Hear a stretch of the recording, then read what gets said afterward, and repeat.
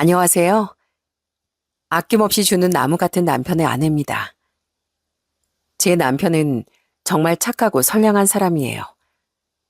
마음이 참 여리고 이기적일 줄도 몰라 자신의 것을 내어주는 걸 전혀 아까워하지 않는 사람이죠. 그런 남편이 너무 좋아 결혼까지 했건만 막상 살아보니 평범한 사람이던 제게 남편과의 결혼 생활은 때론 버겁게도 느껴지더군요. 그래도 그런 남편임을 알기에 마음을 주고 결혼도 했던 전 지금까지 남편과 잘 살아가고 있습니다. 남편을 원망하기도 했지만 또 고마운 일도 많았던 제 결혼 생활에 대해 지금부터 말씀을 드려보고 싶네요. 저 오빤 넉넉하지 못한 집안에서 자랐습니다. 고등학교를 졸업하고 바로 공장에 취업했던 전 나이 27에 저처럼 작은 공장의 생산직 직원이었던 남편과 소개로 만났어요. 남편은 조금은 이기적이던 제가 때론 부끄러워질 정도로 정말 이타적이고 착한 사람이었죠. 고기 맛있어? 자, 내 거도 먹어. 다 날 주면 제 식신 뭐 먹어? 맨밥만 먹게? 여기 김치랑 나물들이랑 먹으면 되지. 난 혜정이 네가 잘 먹는 모습만 봐도 기분 좋아.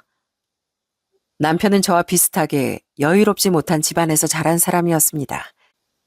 게다가 오빠 한 명뿐인 저에 비해 위로는 형과 누나가, 아래론 남동생까지 있던 사남매 중 셋째였어요. 그런데도 사람이 어찌나 욕심이 없는지 늘 양보하고 배려하는 습관이 몸에 배어 있더라고요. 그런 사람이 여자친구인 제겐 얼마나 잘했겠습니까? 뭘 해도 싫다는 말도 없이 남편은 제가 하자는 거면 헤헤 웃으며 다 좋다고 하던 사람이었어요. 주말에 근무해야 한다고? 왜? 쉰다고 했잖아. 우리 영화 보러 가기로 한 거 잊었어? 미안해. 직원 중 한 사람이 집안일 때문에 시골에 내려가 봐야 된다고 사정해서 하는 수 없이 바꿔줬어. 급한 일 같았는데 영화 보는 건 다음에 해도 되니까. 미리 말 못하고 바꿔서 미안해. 다음에 내가 정말 재밌는 영화 보여줄게. 그 사람 거짓말하는 거 아니야? 왜 사람들이 다 재식 씨한테만 그런 부탁을 하는 거야? 재식 씨가 부탁하면 거절 못하는 거 아니까 만만하게 보는 거잖아. 속상해서 정말. 그래도 다들 사정이 있으니까 그런 거지. 나쁜 사람들은 아니야. 그런 남편에게 하나 불만이 있었다면 남의 부탁을 통 거절하지 못했다는 거예요. 너무 선하고 열었던 마음에 측은지심이 너무 많기 때문이었죠. 얘기를 들어보면 왜 거절을 못했는지 이해는 됐지만 때로는 남편의 너무 착한 성격이 답답할 때도 있더라고요. 그래도 전 그런 착한 성품이 남편의 가장 큰 장점이자 재산이라고 생각했습니다.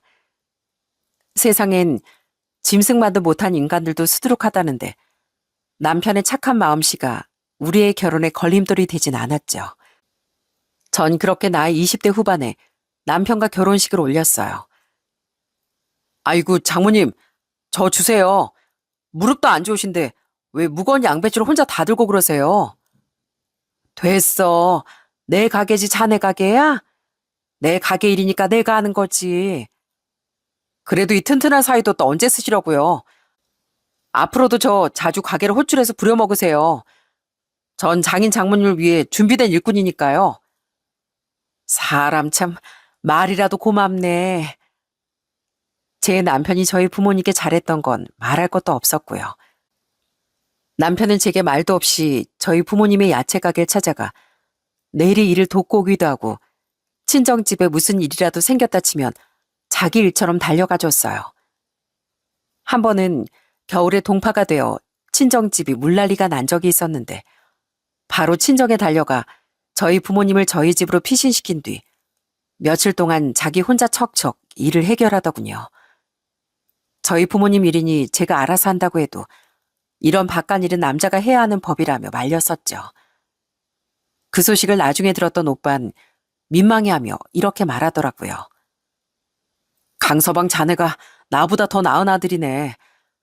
우리 부모님이 나보다 자네를 더 좋아하시는 거 알지? 정말 고마워. 부모님은 오빠의 말대로 점점 제 남편을 더 좋아하고 의지하셨습니다. 전 그게 좀 민망했는데 남편은 오히려 좋아하더라고요. 날 그만큼 신뢰해 주신다는 거잖아. 두 분도 내 부모님인데 날 믿어주시면 자식으로서 그만큼 뿌듯한 일도 없지. 남편이 이렇게 듬직하고 멋진 사람이었어요. 자기 용돈과 보너스를 모아 무릎과 허리가 안 좋으셨던 친정 부모님을 위해 안마의자를 사드리기도 하고, 작은 조카가 아파서 오빠가 힘들어했을 땐 몰래 찾아가 오빠에게 몇 번이나 술을 사고 병원비도 보태줬다고 하더라고요.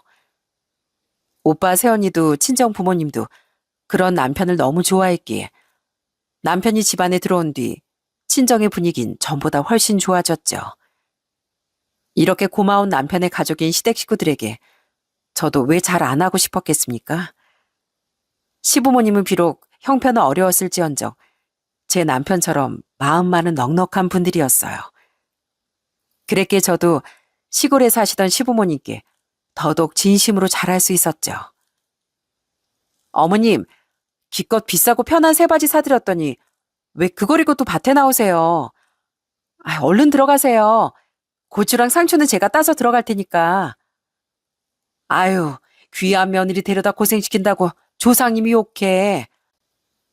그러니까 내가 이거 나중에 외출할 때나 입는다고 했지? 내가 할게. 얼른 나와. 어머님이 새 옷이라도 입어야 저 있을 때 좀 쉬실 것 같아서 얼른 갈아입으시라고 했던 거죠. 옷이 아까워서라도요. 그리고 저도 이제 도시 여자 아니에요. 어머님, 아버님 농사일손 거들어드린 게 벌써 몇 번째인데요. 저도 이제 시골집 며느리 다 됐다고요. 그러니까 걱정 마세요. 전 아주 작게 농사를 지으시던 시부모님 댁에 자주 찾아가 농사일을 돕고, 자식들 모두 도시로 보내 쓸쓸해하던 두 분의 말벗이 되어드렸답니다. 두 분이 말씀하시기로 형제 중 가장 착하고 효자인 사람이 바로 남편이었다고 해요. 결혼 전에도 남편이 형제 중 가장 자주 두 분을 찾아왔었다고 했죠. 그래서인지 두 분은 시숙과 시누이에게서 본 손주들보다 저희 딸과 아들을 가장 예뻐하시기도 했고요. 제식이는 어릴 적부터 욕심도 제일 없었어. 장남인 이 시숙은 야무지게 집안 돈 다 긁어 모아서 대학까지 갔거든. 가고 나서도 보태줄 학비가 없다는데도 알바할 곳이 없다. 제발 보태달라 어찌나 부탁을 하던지. 그걸 네 시누이랑 제식이가 알고 고등학교 졸업하자마자 취업해서 번 돈을 우리한테 거의 다 보태줬었다. 그걸로 생활비도 하고 네 시숙 학비도 보태주라면서 말이야. 그리고 우리 막내 공부시키는데도 그 두 아이 공이 컸지. 막내는 자기도 염치가 있다면서 자기 누나 작은형처럼 대학 포기하고 돈을 벌기 시작하긴 했지만 말이야. 시부모님은 자식 모두의 뒷바라지를 잘해주지 못한 게 평생의 한이라고 종종 말씀하셨어요. 시누이와 남편 그리고 시동생은 그런 시부모님의 말씀을 많이 가슴 아파했어요. 남편뿐 아니라 시누이와 시동생도 그렇게 착하고 좋은 사람들이었죠. 그리고 두 사람은 같은 며느리임에도 시숙의 아내인 형님보다 저를 더 좋아했는데 그건 형님이 좀 얌체 같은 사람이었기 때문이었어요. 아우, 난 진짜 시골 냄새는 통 적응이 안 돼. 이것저것 태우는 냄새, 소똥 냄새. 이 집엔 침대도 없잖아. 불편해 죽겠어. 빨리 집에 가고 싶어. 저도 고생은 했어도 도시 사람이었는데 형님은 완전 도시 깍쟁이 그 자체였습니다. 불만도 많고 은근슬쩍 일도 안 하려고 하던 얌체였죠.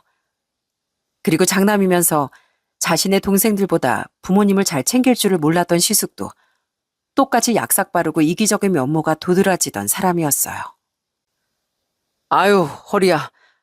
야, 막내야. 이 형 물 좀 한 다 떠다 줘라. 너 요즘 다니고 있는 회사 월급이 얼마냐? 그거밖에 안 돼? 하긴 대졸자가 아니면 그 이상 대접받고 회사 다니기 힘들긴 하지. 혹시라도 형 조언 같은 거 필요하면 언제든 연락하고. 동생들의 희생으로 대학에 갔으면 고마워할 줄 알아야 하는데 좋은 회사를 다니다 사업을 시작했던 시숙은 볼 때마다 아주 거들먹거리기 바쁘더라고요. 자기가 가방끈도 제일 길고 제일 성공했다 이거였죠. 그래서 솔직히 인간적으로 호감이 가진 않더라고요. 그래도 나름대로 가끔은 장남 노릇도 하려고 하고 동생들과도 잘 지내던 사람이었기에 저도 시숙을 싫어하기까지 하진 않았습니다.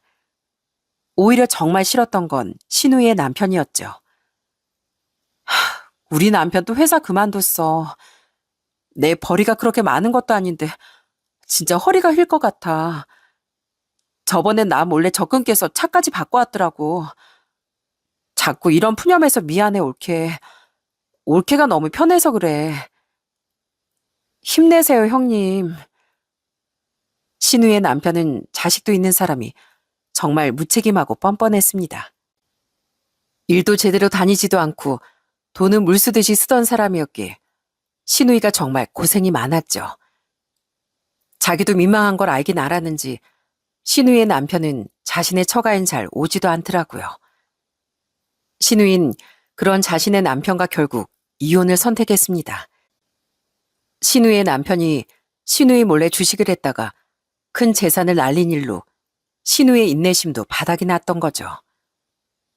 저 올케 정말 미안한데 혹시 나 좀 도와줄 수 있을까? 내가 꼭 조금씩이라도 다달이 벌어서 갚을게. 당장 우리 애랑 둘이 살 집을 구할 돈이 없어서 그래. 이혼을 하긴 했지만 빈털터리가 된 자신의 전 남편에게 받아낼 위자료도 양육비도 또 재산 분할마저 얼마 없었던 신우인. 저희 집에 찾아와 울며 돈을 부탁하더라고요. 사실 그때 저와 남편도 가진 현금이 많이 없던 상황이라 곤란했었죠. 당시 저와 남편은 열심히 돈을 모은 끝에 결혼한 지 7년 만에 드디어 우리 명의로 된 경기도권의 아파트를 장만했었거든요.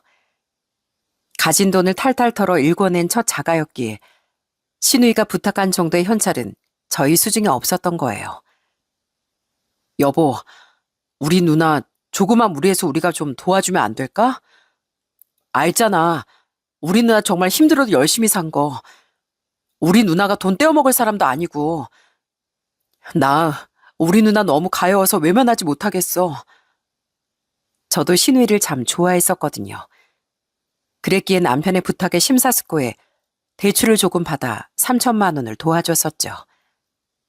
그때 신우인 정말 엉엉 울며 절 껴안았어요. 고마워, 올케. 올케가 나 살려준 거야. 이 은혜 잊지 않을게. 제시가 정말 고마워. 누나가 이 돈 꼭 갚을게. 그때만 해도 비록 빚이 좀 생기긴 했지만 마음만은 좋았습니다. 그런데 몇 달 뒤 이번엔 시숙이 저희 집에 찾아와 돈을 부탁하는 거예요. 자신의 사업이 너무 힘들어졌다면서요. 제시가 이번 한 번만 도와주면 내가 진짜 이자까지 쳐서 갚을게. 우리 형제잖냐. 제발 이 형 좀 살려주라. 나 사업 망하면 집사람이 애들까지 데리고 이혼해버릴 거래. 형이 너한테 장남 노릇한 거 하나 없는 거 알아. 그래도 형, 최소한의 염치는 있는 사람이야. 나 절대 이 은혜 잊지 않을게. 형 진짜 한강다리까지 가기 직전이야. 제발 좀 살려주라. 재수씨 부탁이에요. 신우이 때와 다르게 그땐 영 마음이 내키지 않더군요. 남편의 희생으로 대학을 졸업할 수 있었던 시숙이 남편에게 그동안 은혜를 갚았다는 얘긴 들어본 적도 없는데 이제와 또 무려 1억 5천이라는 거금을 빌려달라뇨. 여태 시숙과 나쁘게 지낸 건 아니었지만 신우이로 인한 빚까지 조금 있던 상황에 시숙까지 도와주긴 어차피 힘들었습니다. 그래서 전 엉엉 울며 애원하던 시숙을 미안한 표정으로 돌려보냈어요. 여보, 우리 형. 당신 그 착한 마음은 아는데 이번엔 안 돼. 이미 빚도 있는데 1억 5천을 대출이라도 받아서 빌려주자고? 그러다 아주버님이 안 갚으면 그 이자만 해도 얼만데. 남편은 자기 형의 약한 모습에 또 마음이 약해진 모양이더군요. 하지만 전 안 된다고 못을 박았습니다. 신우인 돈을 빌려간 뒤 약속대로 돈을 조금씩 갚아나가고 있었지만 시숙에겐 영 믿음이 안 가더라고요. 아무리 형제들끼리라도 신뢰가 없는 이상 돈거래는 함부로 하면 안 된다는 걸 저는 본능적으로 느끼고 있었죠. 그런데 그 이후 시숙은 술에 취해 또 저희 집에 찾아와 제발 살려달라고 애원하더라고요. 절박하긴 했던 건지 그때 시숙은 무릎을 꿇고 바닥에 이마까지 찧어가며 매달리더라고요. 저도 마음이 안 좋았지만 여유가 있어야 누굴 도와주죠. 남편은 그런 시숙을 계속 도와주고 싶어 했지만 전 우리 애들을 생각하라며 소리까지 빽 질렀습니다. 이제 막 집 사서 살만해졌는데 당신 형이 돈 못 갚으면 우리 애들이 고생하는 거야. 착한 것도 정도껏 해야지. 하지만 조카들도 불쌍하고 형수님도 불쌍하잖아. 형이 꼭 갚겠다고 그렇게 말하는데 한 번만 믿어주면 안 돼? 누나도 부모님도 형 도와줄 여유가 안 되고 막내네도 재수 씨가 결사반대를 하고 있다잖아. 내가 결사반대하는 건 안 보여? 어? 남편은 이러지도 저러지도 못하고 많이 괴로워하더라고요. 그래도 어쩔 수 없는 일이라고 생각했건만 결국 남편은 사고를 치고 말았습니다. 남편이 시숙을 외면하지 못하고 저 몰래 집을 담보로 대출을 받아 시숙을 도와줬더라고요. 그걸 감추지도 못하고 제게 이실직고라는데 저는 가슴을 치며 남편을 원망했어요. 착한 것도 그 정도면 병이야, 병. 가장 먼저 챙겨야 할 가족인 나랑 애들을 우선으로 생각해야지. 어떻게 그 큰 돈을 빚을 질 생각을 해? 이 집 대출 안 받고 살려고 얼마나 애를 썼는데. 미안해, 여보. 그래도 사정이 나아지면 형이 꼭 갚을 거야. 그동안은 내가 투잡이라도 뛰어서 당신한테 절대 피해 안 가게 할게. 하지만 이미 지나간 일 별 수 있나요? 그런 일로 사내만해하기엔 제가 친정일로라도 남편에게 고마웠던 일이 너무 많아 전 이를 꽉 깨물고 참고 넘겼습니다. 그런데 그렇게 희생해서 도와줬더니 겨우 기사회생한 시숙이 어떻게 나았는지 아시나요? 야, 나 돈 없어. 사업이야 겨우 살렸지만 나 돈 없어서 집사람한테 이혼당하고 몰라? 가족끼리 좀 도왔다고 생각하면 되는 거지. 뭘 그 돈을 굳이 돌려받겠대? 아, 나 돈 없어. 분명 시숙이 좋은 기회를 잡아 빠르게 사정이 나아졌다는 걸 알고 있었건만 시숙은 배째라식으로 나오더군요. 우리에게 돈을 빌려가고 얼마 되지 않아 시숙은 금전적 이유로 형님에게 이혼까지 당했다고 말했었는데 좀 알아봤더니 형님 앞으로 자신의 재산을 모두 돌려놨더라고요. 분명 반년 뒤엔 조금씩이라도 돈을 갚겠다고 약속한 사람이었는데 하도 소식이 없어 좀 알아봤다가 기함을 했습니다. 형님과 이혼한 것도 다 위장 이혼이었다는 걸 그때 알았던 거죠. 형, 나 그 돈 집사람 반대 무릎 써가면서 대출받아서 형 도와준 거야. 다달이 이자만 해도 얼만데. 은혜 갚겠다며. 이자까지 쳐서 갚겠다며. 그럼 내 돈 갚는 신용이라도 해야 할 거 아니야. 남편은 배신감에 피눈물을 흘리며 시숙에게 돈을 받아내려고 애썼습니다. 하지만 시숙은 끝까지 뻔뻔하게 나오더라고요. 형님은 저와 남편의 전화도 받지도 않았고요. 결국 우린 시숙에게 소송까지 걸었고 법원은 그리 길지 않았던 소송 끝에 우리의 편을 들어줬습니다. 그런데 시숙의 모든 재산이 형님 앞으로 되어 있지 않았습니까? 시숙은 끝까지 자신은 돈이 없다고 버텼고 우린 결국 승소를 했음에도 돈을 제대로 돌려받지도 못했어요. 미안해 여보. 설마 형이 그래도 가족인데 설마 그럴 줄은 몰랐어. 됐어. 지나간 일 더 이상 얘기하지 말자. 빨리 빚 갚을 생각만 해. 우린 시숙과 아예 인연을 끊어버렸어요. 시누이와 시동생 그리고 시부모님도 시숙을 찾아가 한바탕 화를 낸 뒤 우리처럼 인연을 끊어버렸고요. 어떻게 착한 제 남편과 저에게 그럴 수가 있냐면서요.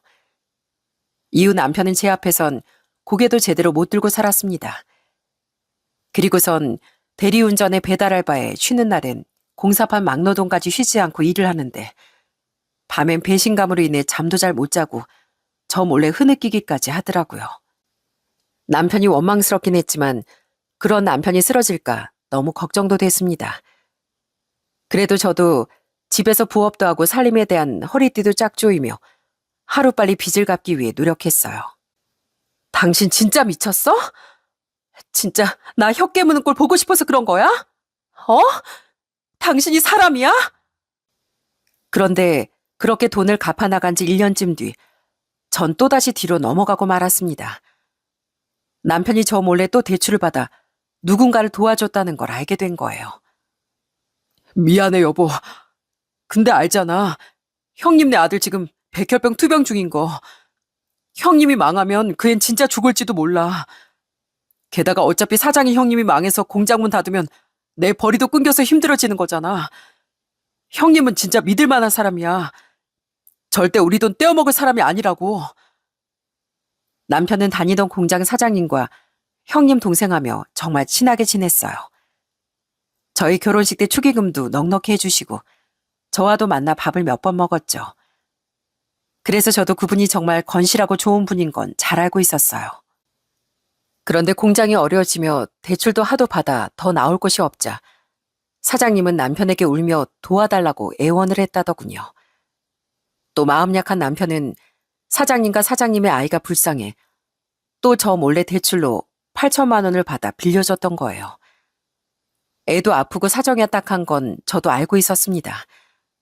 그래도 이건 아닌 것 같아 저는 오열을 하며 남편에게 소리를 질렀어요. 진짜 어떻게 살려고 그래? 어떻게? 당신은 나랑 애들 생각은 안 해? 고생하는 난 안 불쌍하고 그 사장님은 그렇게 불쌍했어? 남한테만 착하면 뭐해? 제일 중요한 마누라 속은 뒤집어지든 말든 안중에도 없는데. 그런 게 아니고 여보. 미안해. 근데 차마 나도 형님 아이만큼은 모른 척 할 수가 없었어. 나 이제 정말 2번 다시 안 그럴게. 잘못했어. 당신도 착한 사람이잖아. 그래서 화는 내도 내 마음을 이해해 줄 거라고 생각했어. 잘못인 걸 알면서도 당신 이런 거잖아. 착한 것도 정말 정도껏 해야지. 당신은 아내인 날 조금도 존중해 주지 않는 거야. 그러면서 이해해? 정말 날 생각했으면 먼저 이해를 시키고 그 다음에 일을 저질렀어야지. 그땐 저도 정말 진지하게 이혼까지 생각했습니다. 2번 다신 안 그러겠다며 엉엉 울던 남편이 정말 너무 원망스럽더라고요. 시부모님은 그 사실을 알고 서울까지 쫓아올라와 남편의 등짝을 내려치고 난리가 나셨죠. 네 눈엔 고생하는 애미나 안 보이냐?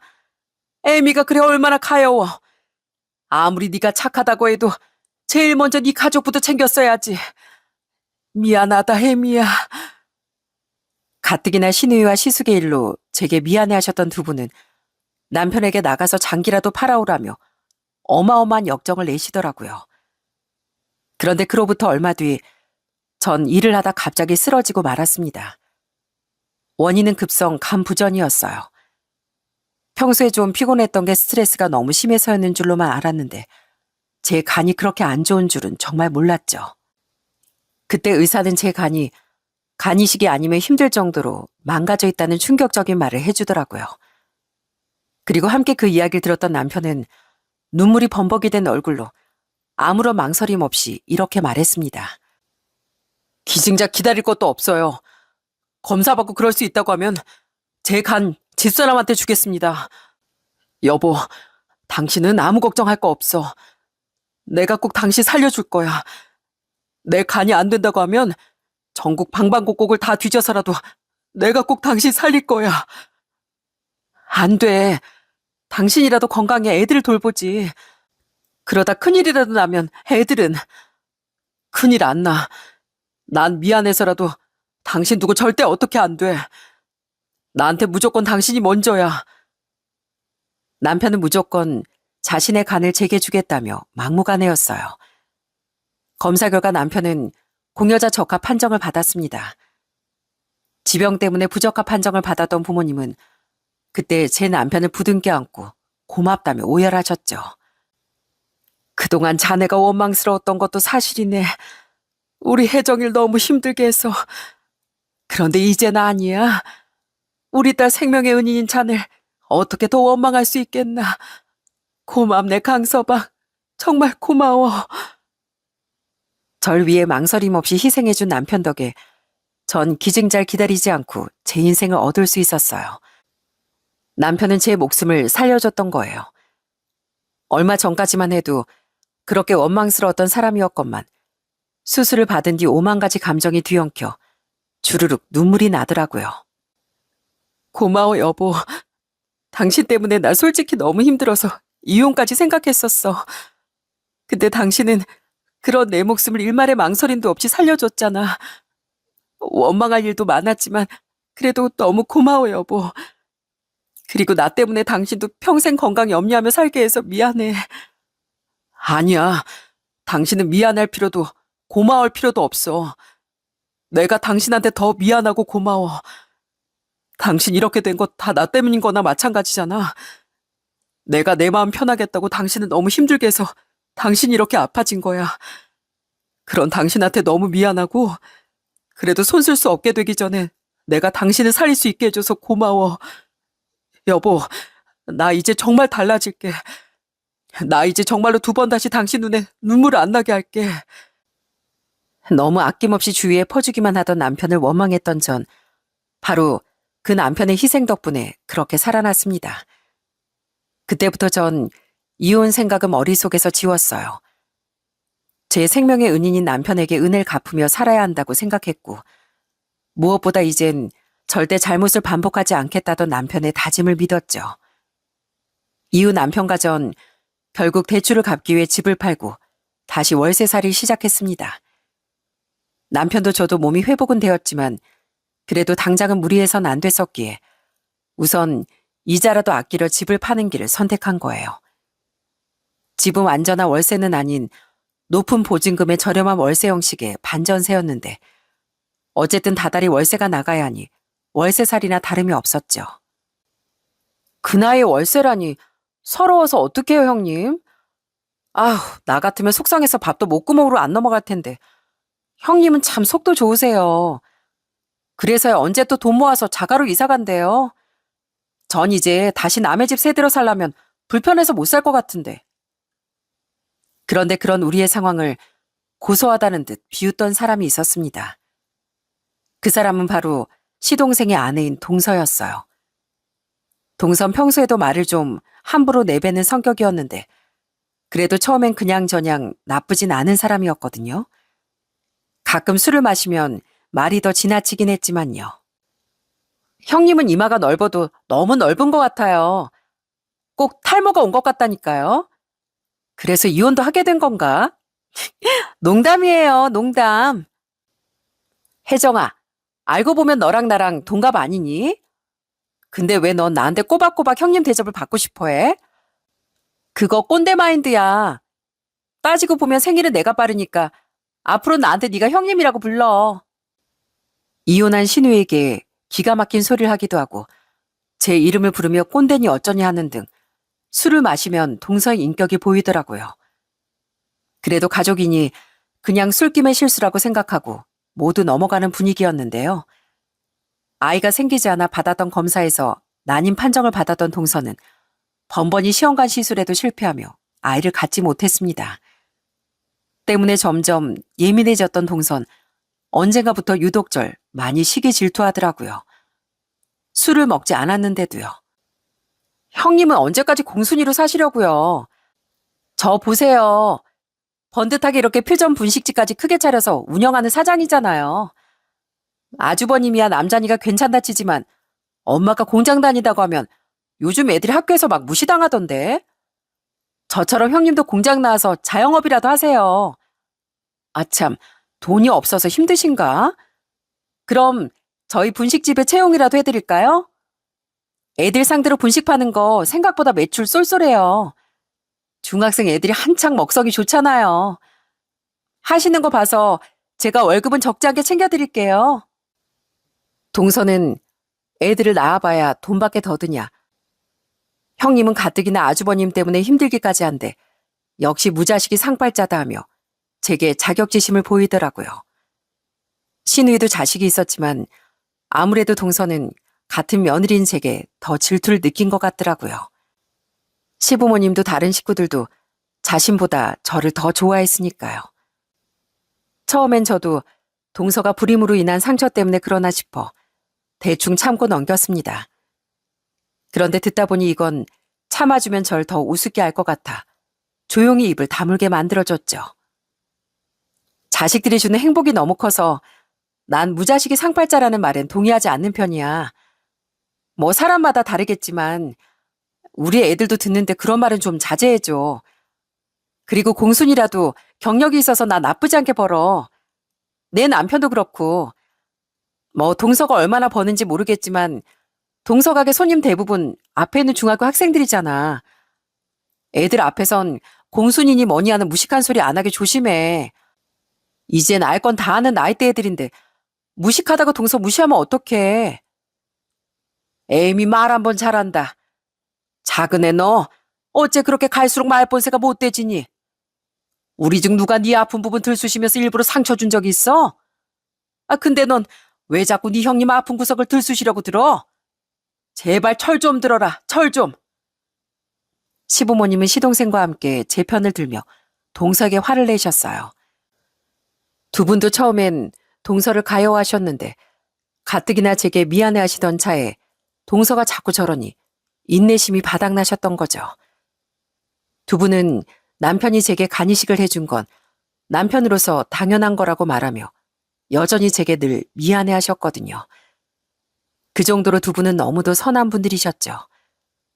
그랬기에 동선 더더욱 제게 질투를 느낀 모양이었어요. 제가 월세살이를 하는 내내 동선 만날 때마다 그렇게 아죽거리더라고요. 저와 다른 식구들에게 그렇게 핀잔과 욕을 먹으면서도요. 심지언 싫은 소리를 그렇게 못했던 제 남편마저 재수신 입을 좀 다무셔야겠어요 하는 말까지 했다니까요. 그런 동서의 조롱을 뒤로하고 저와 남편은 건강이 회복되며 더욱 묵묵히 돈을 아끼고 모았습니다. 그렇게 시간이 흐른 어느 날 드디어 남편의 선행에 대한 보답이 돌아오더군요.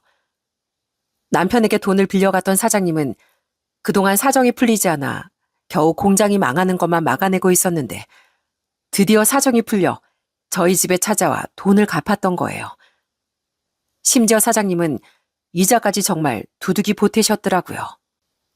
제식이 아니었으면 저희 아이 건강도 이만큼 나아지지 못했을 거고 제 공장도 진즉 문을 닫았을 겁니다. 제시가 고맙다.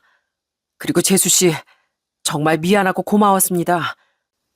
그동안 너무 재수씨 볼 염치가 없어서 찾아오지도 못했는데 그 은혜를 이렇게나마 갚게 돼서 정말 다행이에요.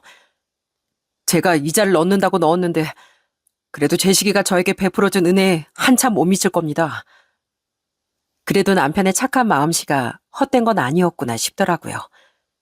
당시 시누이도 빌려간 3천만 원을 여전히 꾸준히 저희에게 갚아나가던 상태였기에 우린 그동안 모은 돈과 시누이와 사장님이 갚은 돈을 더해 다시 25평짜리 아파트를 사서 이사할 수 있었어요.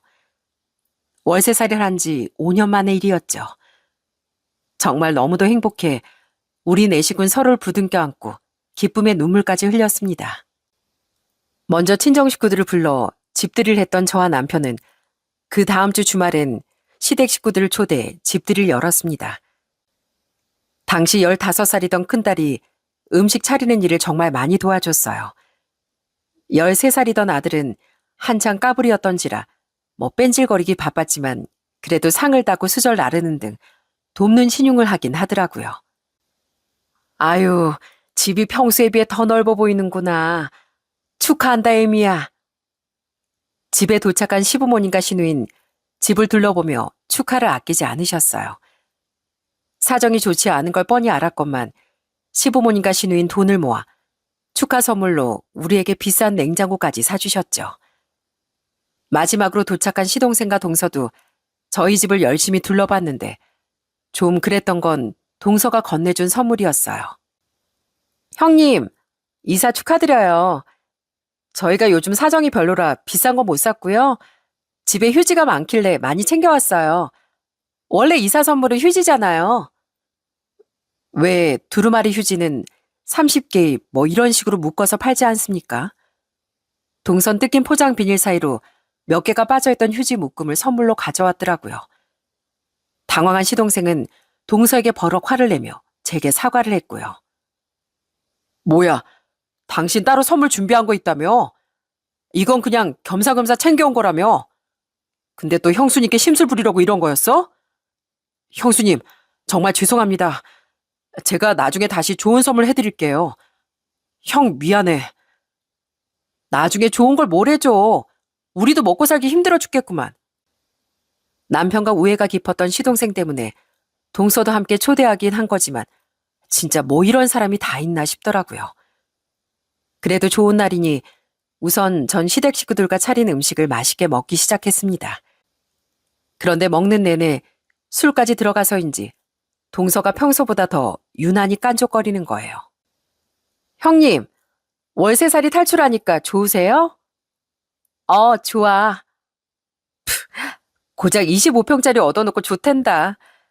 네 식구나 되는데 집이 이렇게 좁아서 쓰겠어요? 저랑 남편은 둘이 사는데도 34평짜리 아파트 사는데 아휴, 저희 집 보다가 이 집 보니까 너무 협소하네요. 뭐 좋댄다? 동서, 말 조심해야지. 술 그만 마시고. 아무리 술을 마셨다고 해도 말이 너무 지나치잖아. 그리고 이래 보여도 방도 3개고 거실도 넓게 잘 빠져서 우리 사는데 하나도 안 불편해. 지나치긴요.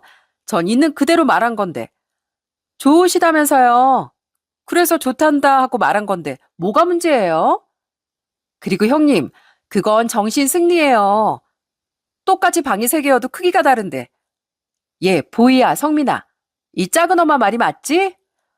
아휴, 너희들도 이제 많이 컸는데 방이 너무 작아서 불편하지 않아? 그러게 이런 가난한 부모님 말고 이 작은 엄마랑 작은 아빠 사이에서 태어나지 그랬니? 처음엔 좋은 날이니 좋게 타이르려 했건만 듣자 하니 말이 너무 지나치더라고요. 게다가 저희 애들까지 들먹이니 도저히 가만 못 두겠더라고요. 그런데 그런 저보다 한 발 없어 동서의 콧대를 콱 눌러준 사람이 있었습니다. 아니요? 저랑 제 동생이 왜 작은 엄마 아래서 태어나고 싶어 해요? 전 저희 엄마 아빠가 제일 좋은데요. 우리 방 하나도 안 불편하고 못된 작은 엄마랑 사느니 평생 이 집, 아니 단칸방에서 엄마 아빠한테 효도하면서 살 거예요. 못됐다고? 그 사람은 바로 저희 딸이었습니다. 저희 딸은 평소에도 제게 무례하게 굴던 동설 정말 싫어했거든요. 그래도 어른이니 앞에서 무례하게 굴진 않았었는데 그날은 딸도 화가 많이 났던 모양이었어요. 딸은 황당해하던 동서에게 계속 쏘아붙였습니다. 작은 엄마가 하는 말 녹음해서 인터넷에라도 올려보세요. 바로 신상까지 털려서 고개도 못 들고 다니게 될걸요? 작은 엄마 못된 거 작은 엄마만 빼고 모든 사람이 다 알아요. 작은 엄마 우리 학교 앞에서 분식집 하고 있잖아요. 애들 사이에서 작은 엄마 별명이 뭔 줄 알아요? 당시 딸은 동선의 가게 앞에 있던 중학교에 다니고 있었는데 동서가 싫다며 그 분식집에 잘 가지 않으려고 했습니다. 하지만 친구들을 따라 어쩔 수 없이 한 번씩 가기도 했고 동서가 먼저 저희 딸에게 아는 척을 해서 서로 가족이라는 게 딸의 친구들에게 알려졌었어요. 딸은 그 이야기를 들먹이며 동서의 눈에 눈물까지 고이게 했죠. 꿀꿀이 아줌마예요. 작은 엄마 키는 160도 안 되는데 몸무게는 90kg가 넘잖아요. 애들이 맛도 없는 작은 엄마네 떡볶이랑 순대 남으면 작은 엄마가 다 먹어치우는 게 확실하다고 엄청 비웃어요.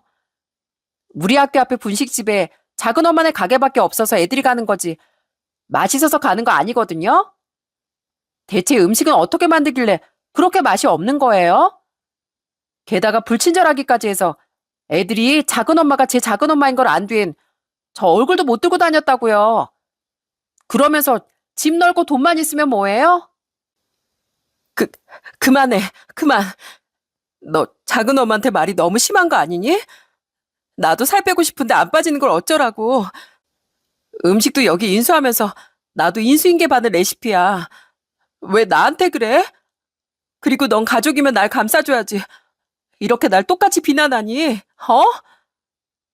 그러는 작은 엄마야말로 가족이면 저희 엄마를 위로하고 감싸줄 줄 알아야지. 그러긴커녕 볼 때마다 무시하고 조롱했잖아요. 지금도 그렇고요. 그런 사람을 제가 어떻게 좋아할 수 있어요? 그러니까 왜 우리 엄마한테 말을 먼저 그렇게 하냐고요. 우리 아빠도 고개를 못 드시잖아요. 내가 나중에 우리 엄마 아빠한테 커서 34평이 아니라 40평, 아니 50평짜리 집 사드릴 거예요. 그러니까 우리 부모님 그만 무시해요. 어른이 됐으면 어른답게 굴 줄 아셔야죠. 조카 앞에서 그렇게 못나게 굴고 싶으세요? 아무리 술을 드셨어도 이건 아닌 것 같네요. 딸은 그런 동서에게 끝까지 아픈 상처를 주더군요. 나중에 딸이 말하길 자기도 살 가지곤 그렇게 못되게 말하면 안 된다는 걸 알았는데 애초에 하면 안 되는 말로 제게 상처를 준 건 작은 엄마가 먼저였기에 자신도 나쁜 말이 나왔다고 하더라고요. 동선 딸의 말에 결국 울음을 터뜨렸습니다. 하지만 그 누구도 동서를 달래주지 않았어요. 오히려 신우이와 시부모님도 시동생도 동서를 비난했죠. 보이 말 틀린 거 하나도 없네. 당신 내가 형수님께 한 번만 더 실수하면 가만 안 둔다고 했지? 사람이 진짜 왜 그래? 작은 올케, 사람이 할 말이 있고 못할 말이 있는 거야.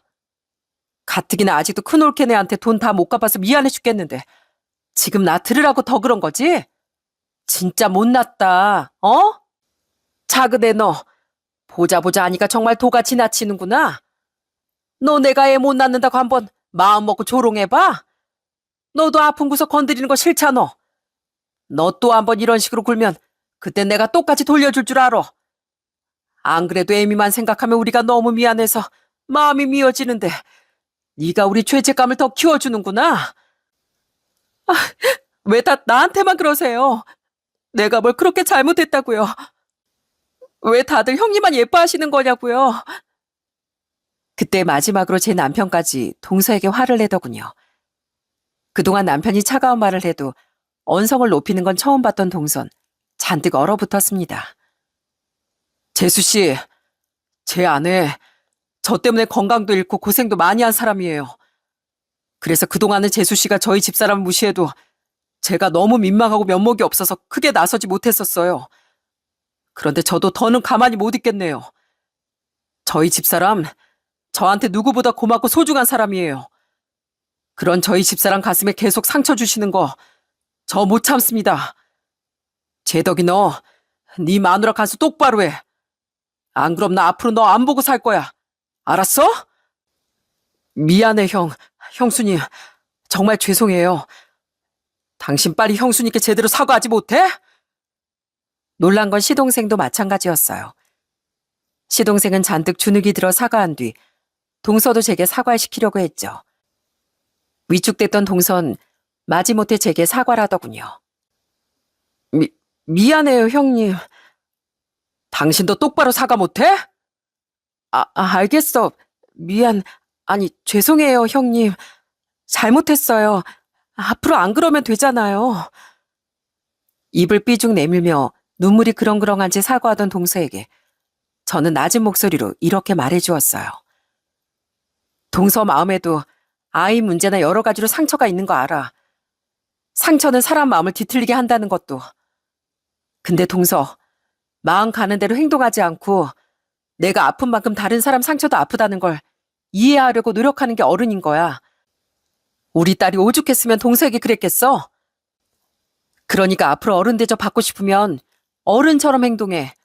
알았어? 또 그러면 나도 그냥 동서 사람 취급도 안 할 거니까.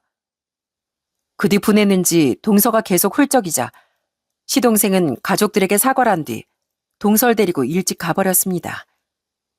그 후 가족들은 저희 딸의 머리를 쓰다듬으며 칭찬을 하더라고요. 우리 보이가 언제 이렇게 커서 엄마 편도 들 줄 알게 됐어? 아주 야물딱지게 컸네. 보이야, 너도 상처 많이 받았지? 어른들이 먼저 못 막아줘서 미안하다. 저도 딸에게 미안해 조용히 사과를 했습니다. 어린 너까지 나서게 해서 미안하다고요. 그리고 고맙다는 말도 하던 제게 옆에서 듣던 신우이가 이런 말을 하더라고요. 이게 다 나랑 오빠 때문이야. 미안해 올케. 내가 최대한 빨리 올케 돈 갚을게. 아니에요 형님. 형님도 지금 많이 힘들잖아요. 천천히요. 천천히 갚으세요. 아휴, 네 시숙은 진짜. 내가 내 뱃속으로 나왔지만 미안하다 애미야. 그런 신우에 이어 시부모님은 시숙에 대해 제게 또다시 사과하시더군요. 그리고 가족들이 돌아간 뒤 남편도 제게 미안하다며 사과를 했고요. 그 뒤 동선 더는 제게 까불지 못했습니다. 동서가 입을 열려고만 하면 전 동서를 싸늘하게 쳐다봤어요. 그리고 그런 저보다 동선 제 딸의 눈치를 더욱 보게 됐죠. 뭐요? 또 우리 엄마한테 뭐라고 하려고요? 나 아무 말 안 했어, 얘. 아휴, 애가 왜 이렇게 귀가 세? 그런 딸의 행동에 자극을 받았는지 요즘엔 저희 아들도 이런 말을 종종 하곤 합니다. 엄마, 누나 말고 저도 엄마 지켜드릴 거예요. 저도 이제 다 컸다고요. 그런 아들이 얼마나 귀엽고 기특하던지요. 딸도 아들도 언제 이렇게 기특하고 의젓하게 커졌나 싶어 너무 고맙더라고요. 들리는 얘기로 시숙은 지금 완전히 쫄딱 망한 상태라고 합니다. 가족 모두에게 외면받은 시숙은 위장 이혼했던 형님과 다시 재결합을 했던 모양인데 결국은 사업을 쫄딱 말아먹었다고 해요. 그리고 형님은 빈털터리가 된 시숙을 이번엔 진짜로 버려버렸다고 하더라고요. 그 뒤 시숙은 차마 자신의 형제들에겐 연락하지 못하고 시부모님을 찾아가 집을 구할 돈이라도 빌려달라며 애원했다고 해요. 기가 막혀서 그냥 냉수 마찰을 시켜주고 쫓아냈다. 양심이 있어야지, 양심이. 내가 아주 그놈 때문에 재석이랑 에미니가 흘린 피눈물만 생각하면 아직도 억장이 무너져. 하지만 결국 시숙은 시부모님께 냉수만 한 바가지 얻어맞고 쫓겨났다네요. 자기밖에 모르던 이기적인 인간의 한심한 결말이었죠. 그동안 제가 너무 부족해 애들 엄마를 많이 고생시켰다는 거 누구보다 잘 알고 있습니다. 그동안 착한 저희 집사람 너무 고생시켜서 집사람에게도 장인 장모님께도 너무 미안하고 죄송했어요. 그래도 이젠 저 절대 집사람 눈에 눈물 내지 않겠다고 약속드리겠습니다. 여보, 이젠 나 절대로 당신 힘들게 안 만들게. 다른 사람들보다 당신이랑 우리 애들을 제일 먼저 생각하는 제대로 된 가장이 될게. 그동안 이런 못난 날 버리지 않고 이끌어줘서 정말 고마워.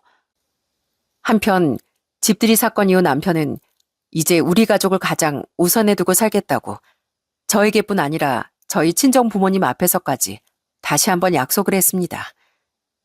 워낙 마음이 여린 사람이니 지켜보긴 해야겠지만 제가 쓰러졌던 일을 계기로 이 사람도 마음이 달라지긴 했겠지 싶더라고요. 마음이 여린 만큼 고마움도 미안함도 진심으로 아는 사람이니 이젠 정말 절 위해서라도 마음을 굳게 먹을 거라고 믿습니다. 전 이렇게 가끔은 제 속을 뒤집어 놓기도 했지만 그래도 우리 아이들에겐 따뜻하고 다정한 아빠이며 제 생명의 은인이자 친정 식구들에겐 더할 나위 없이 좋은 사이인 남편과 함께 앞으로도 열심히 살아갈 생각이에요. 살다 보면 행복하고 환희에 찬 순간보다 눈물 짓고 분노하고 근심하며 인내하는 시간이 더 많은 것 같더라고요. 꼭 달갑지 않은 순간들이 더 자주 찾아오는 게 인생인 것 같고요.